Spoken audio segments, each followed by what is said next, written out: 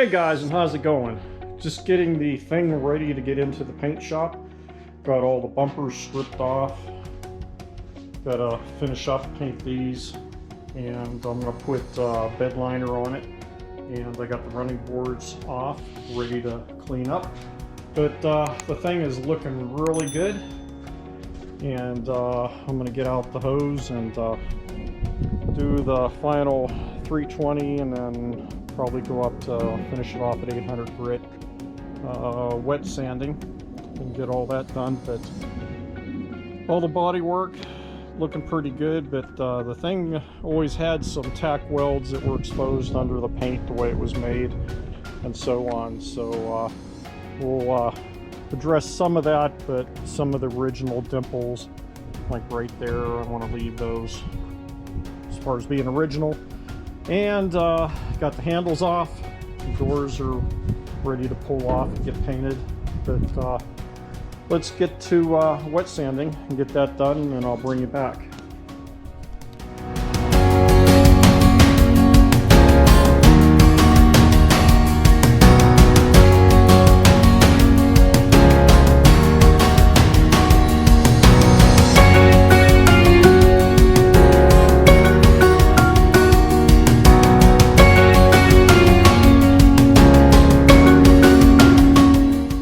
The car's been block sanded, wet sanding. The advantage is doing wet sanding is that you don't have all the dust, plus you use far less sandpaper because it's washing out the pores of the sandpaper as you're going along.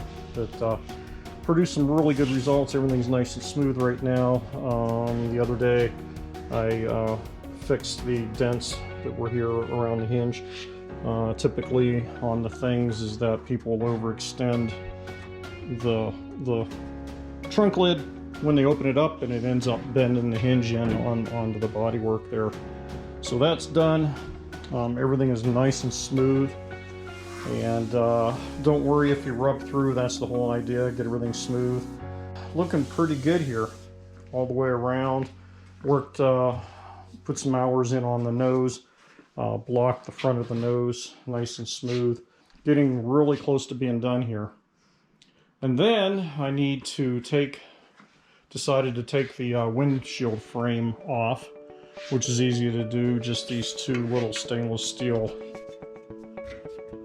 bolts that I had in here, and then on the other side you have two bolts here. Take that out and this whole unit comes off, because I do have some low spots, just very little, but once it gets painted it'll probably be pronounced.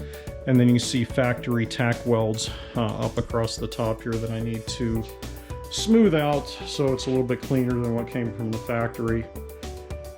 And then after that, after I get the windshield all done and primed up, I'll have to prime it one more time with filler primer, and then sand it again. Wet sand it another time with 400 wet sandpaper, the 320 waterproof sandpaper, and then I have a sanding block, 3M sanding block. I'll put the link in the description for Amazon if you wanted to pick one of these up. But what you do is the sheets already come to size, and then you pry up the end and stick it in. There's like little nails sticking up that holds the paper. It makes a real nice flat surface to sand with, and it doesn't bend at all.